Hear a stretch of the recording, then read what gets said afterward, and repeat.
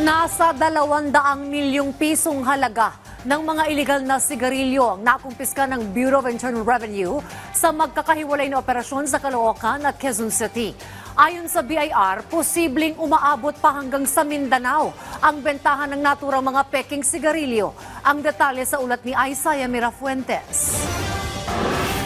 Into your right. Gulat at halatang dismayado ang tatlong lalaking ito nang salakay ng Bureau of Internal Revenue ang isang warehouse sa Quezon City. Ang warehouse, naglalaman ng mga iligal na sigarilyo. Dahil peke ang mga kontrabando, hindi bayad ang mga ito ng excise tax. Ang ibang yosi, imported, pero walang BIR stamps.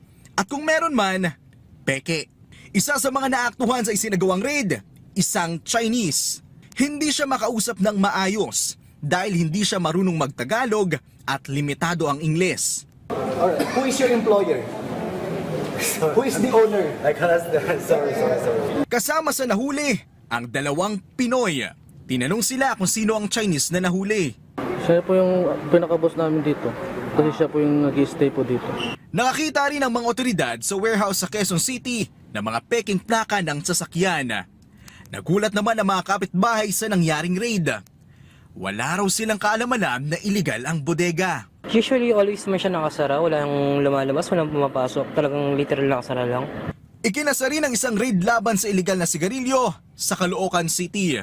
Kaya kung paano natin nalaman na peke ang mga stamps nito, meron tayong gamit na pantukoy kung peke ang stamps. Itong sigarilyo na to, meron siyang mga stamps na makikita natin.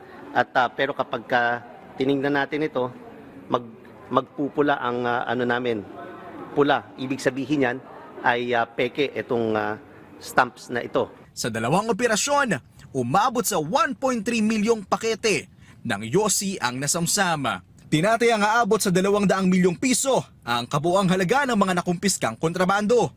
Ang total naman na nakikita natin na estimated tax liability including penalties ay mahigit kumulang nasa 1 bilyong piso.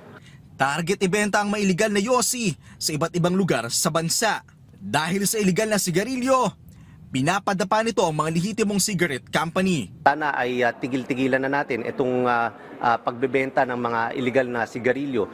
Magrehistro tayo sa BIR ng inyong mga produkto kung nagnanais kayong magbenta ng mga sigarilyo at kasama dyan yung mga vape products. Inaalam pa ng mga otoridad ang mastermind ng krimen. Inaalam din ng BIR kung iisa lang ba ang nagpapatakbo sa dalawang sinalakay na warehouse. Posibleng kaharapin ng mga suspect ang kasong tax evasion, possession of excisable articles without payment of excise tax, at violation ng tax stamps.